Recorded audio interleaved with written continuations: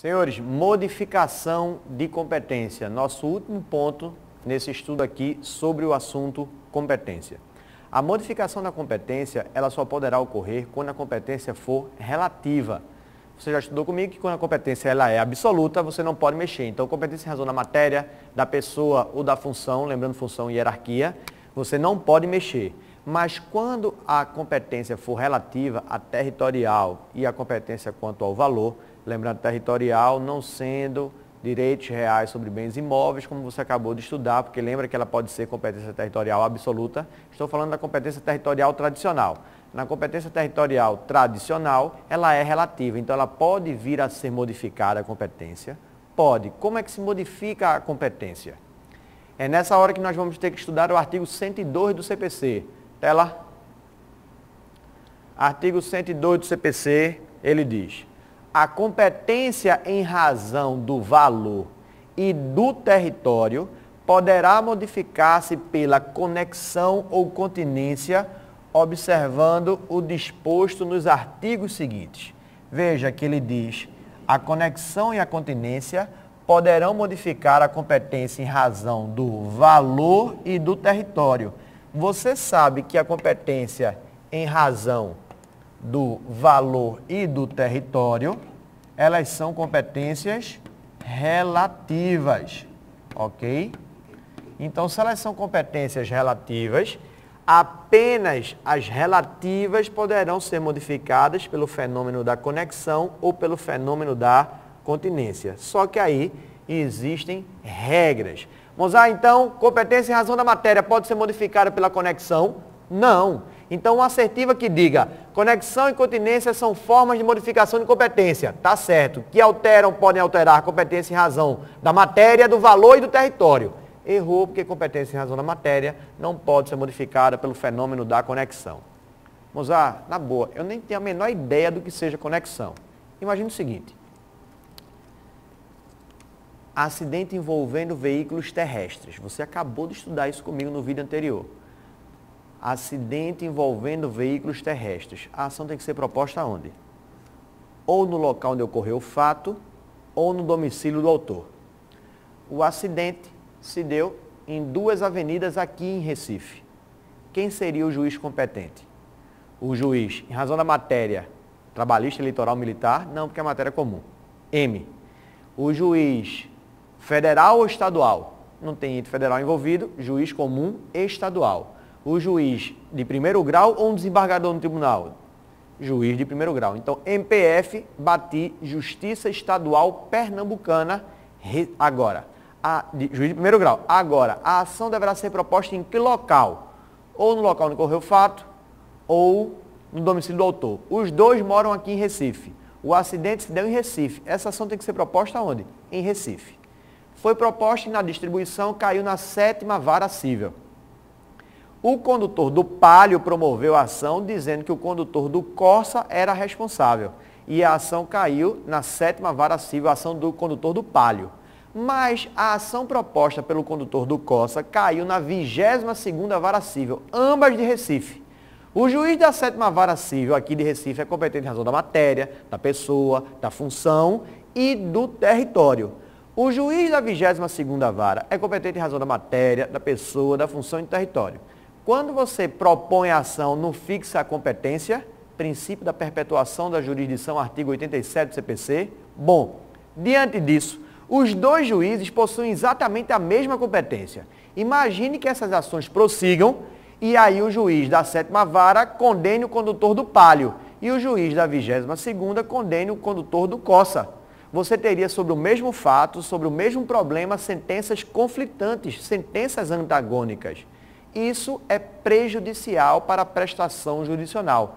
Isso tem que ser evitado, isso é temerário. Como é que eu evito?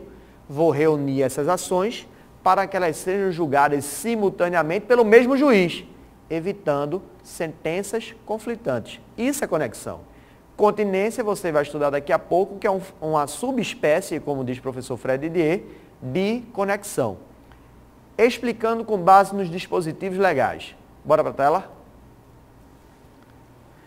Você acabou de ler o artigo 102 e viu que conexão e continência só podem ser só podem modificar a competência em razão do valor ou do território. Por isso, afirmar que conexão e continência são formas de modificação de competência relativa. São formas de modificação de competência relativa.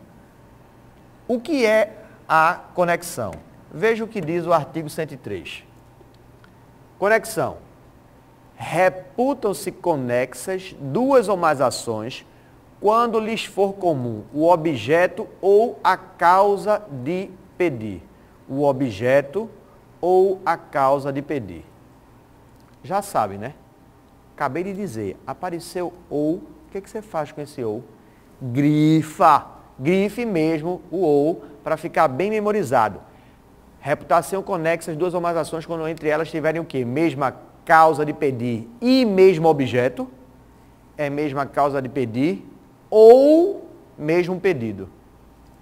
Mozart, eu não sei o que é a causa de pedir, eu não sei o que é pedido, eu não sei o que é objeto. Aqui está falando objeto, você está falando pedido. Presta atenção. São elementos da ação. Toda ação que é o seu direito subjetivo de provocar o judiciário, toda ação possui três elementos. Partes, causa de pedir e o pedido. Parte, causa de pedir e o pedido. Pedido também pode ser utilizado como sinônimo de objeto. Pedido também pode ser utilizado como sinônimo de objeto. Bom, se toda ação tem partes, causa de pedir e pedido, Mozart, não estou entendendo ainda. Abre a tela. Deixa eu fazer rapidamente aqui. Vê só, eu estou dizendo que são elementos da ação. Partes, causa de pedir e pedido, que tem como sinônimo objeto. Por isso que eu costumo dizer que são elementos da ação. P, C,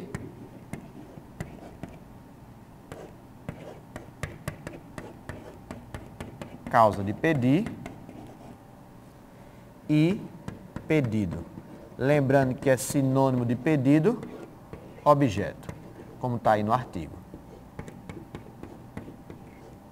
Toda ação tem PCP, PCP, PCP. CPC é o inverso, PCP. Partes, causa de pedir e pedido. Quais são os elementos da ação? PCP. Parte, causa de pedir e pedido. Quais são os elementos da ação? PCP. Parte, causa de pedir e pedido. Mozart, onde é que eu vejo isso? Se você fizer, filho, uma petição inicial, a petição inicial, depois do endereçamento, começa com a qualificação das partes, onde você coloca os dados do autor e do réu. Primeiro elemento da ação. Depois você bota normalmente assim, respeitando o estilo de cada um, dos fatos, que é a sua causa de pedir remota. A gente vai estudar isso mais na frente em elementos da ação. Na verdade, acho que nesse ponto a gente nem trabalha elementos da ação, mas você pode pegar em qualquer livro esse ponto. E aí você vai ver depois, assim na petição inicial, dos direitos, que seria a sua causa de pedir próxima. Então veja que sua petição inicial, ela é a concretização dos elementos da ação. E você termina a sua petição inicial formulando os pedidos. Então você provoca o judiciário através dessa petição inicial.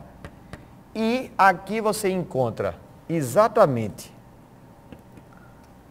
as partes, a causa de pedir e o objeto da demanda. Isso não é coincidência. Então, toda ação tem que ter parte, causa de pedir e o pedido, que é justamente o elemento identificador da ação. Olha onde a gente estava. Reputam-se conexas duas ou mais ações quando lhes for comum o objeto ou a causa de pedir. Daí você já conclui.